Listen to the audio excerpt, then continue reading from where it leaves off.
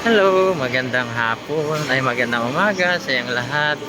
Nandito kami ngayon sa Stress Mall. Kami ay naglalakad-lakad. Kasama namin si Mami niya dahil birthday niya ngayon. And then si Ruth, and then si Honey Jackie. So, nandito sila. Lalakad-lakad kasi maghanap ng venue, I think. So, yan nga. At ikot-ikot muna kami tapos bago mahilo. Joke lang, kidding aside. Ito nga si Ruth, ang kulit, ganda pa naman ng suot.